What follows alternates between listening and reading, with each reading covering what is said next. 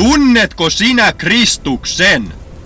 Eräs katusaarnaaja ystäväni nimeltä Barry kysyi aina saarnatessaan ihmisiltä, tunnetko sinä Kristuksen?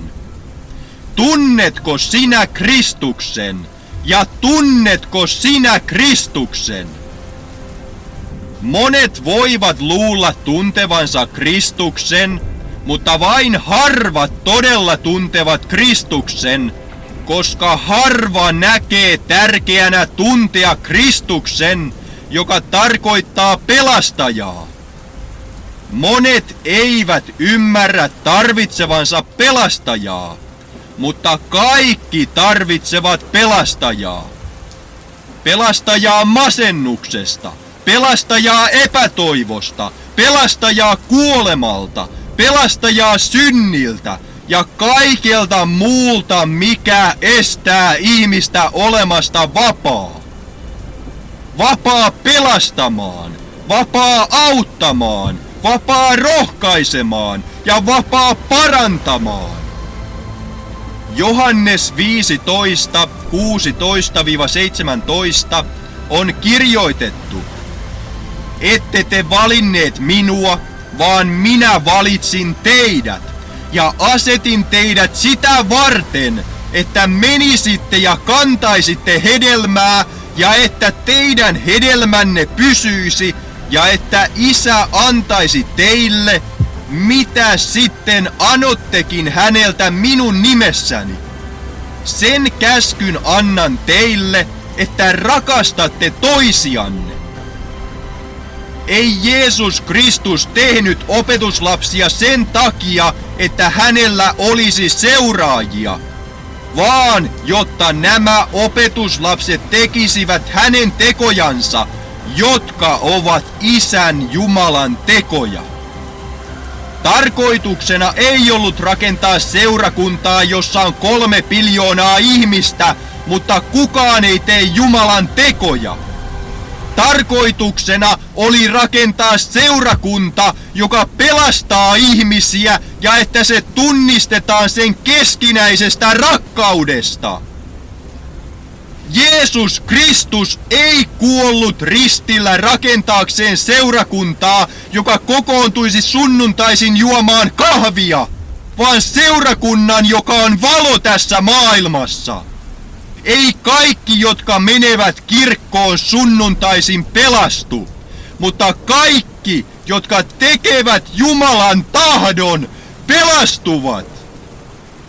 Matteus 7:21 on kirjoitettu, ei jokainen, joka sanoo minulle, Herra, Herra, pääse taivasten valtakuntaan, vaan se, joka tekee minun taivaallisen Isäni tahdon. Jos minä en anna Jumalan ottaa kaikkea omaani, minä en voi loistaa tässä maailmassa. Mutta jos annan Jumalalle kaiken, minä loistan kuin kirkkaasti palava lamppu, koska valoni ei ole pimeyttä. Sen, jonka valon maailmasta on täynnä pimeyttä ja vääryyttä, mutta se, jonka valo on Jumalasta, on täynnä totuutta ja armoa. Jos haluan pysyä pimeydessä, en näe pimeydessä totuutta, mutta jos tulen pimeydestä valoon, paljastuu totuus minusta. Luukas 8:17 on kirjoitettu, ei ole mitään salattua, mikä ei tulisi ilmi, eikä mitään kätkettyä, mikä ei tulisi tunnetuksi ja joutuisi päivän valoon. Se, joka kävelee pimeydessä, ei näe omia pimeyksiään, koska on pimeydessä. Mutta se, joka kävelee valossa, näkee omat pimeytensä ja itkee Jumalalta armoa. Psalmi 51 ja 19 on kirjoitettu: Jumalalle kelpaava uhri on särjetty henki. Särjettyä ja murtunutta sydäntä et sinä, Jumala, hylkää. Psalmi 147:3 on kirjoitettu: Hän parantaa ne, joilla on särjetty sydän, ja sitoo heidän haavansa. Kaikista voimallisin rukous tulee kaikista särkyneimmästä sydämestä, ja kaikista voimattomin rukous lähtee ylpeästä sydämestä. Luukas 18:10-14 on kirjoitettu: 2 miestä meni temppeliin rukoilemaan. Toinen oli fariseus ja toinen publikaani. Fariseus asettui seisomaan ja rukoili itsekseen näin: Jumala, minä kiitän sinua, etten ole sellainen kuin muut ihmiset, riistäjät, väärämieliset, huorintekijät, en myöskään sellainen kuin tuo publikaani. Minä paastoan 2 viikossa ja annan 10 kaikesta, mitä ansaitsen. Mutta publikaani seisoi taaempana, eikä tohtinut kohottaa katsettaan taivasta kohti, vaan löi rintaansa ja sanoi: Jumala, ole minulle syntiselle armollinen. Minä sanon teille, hän meni kotiinsa vanhurskautettuna, tuo toinen ei. Sillä jokainen, joka itsensä ylentää, se alennetaan. Mutta joka itsensä alentaa, se ylennetään.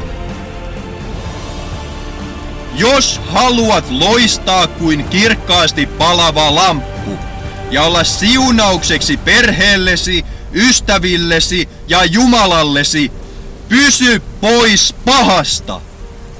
Älä tee pahaa vain sen takia, että muut tekevät pahaa. Pahalla on aina pahat seuraukset, ja joka leikkii tulella, tulee lopulta palamaan poroksi.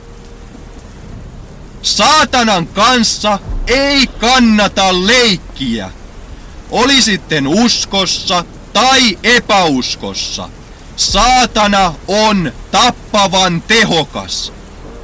Hän on paras eksyttäjä, valheen kertoja ja kaiken hyvän tuhoaja. Jos haluat pelastua eksytykseltä, se ei tapahdu omilla teoilla, viisaudella tai edes Raamatun tuntemuksella. Ainoastaan Jumala voi sinut pelastaa saatanalta. Niin se on ollut ja niin se tulee aina olemaan. Ei ole muuta pelastusta ihmisille annettu kuin Jeesus Kristus.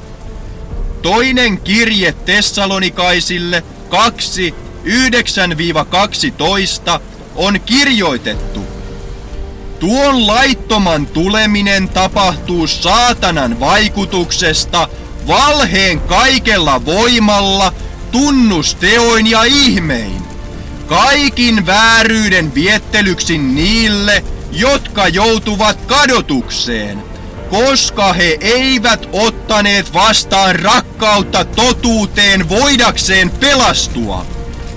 Siksi Jumala lähettää heille voimakkaan eksytyksen niin, että he uskovat valheeseen, jotta kaikki ne tuomittaisiin, jotka eivät ole uskoneet totuuteen, vaan ovat mieltyneet vääryyteen.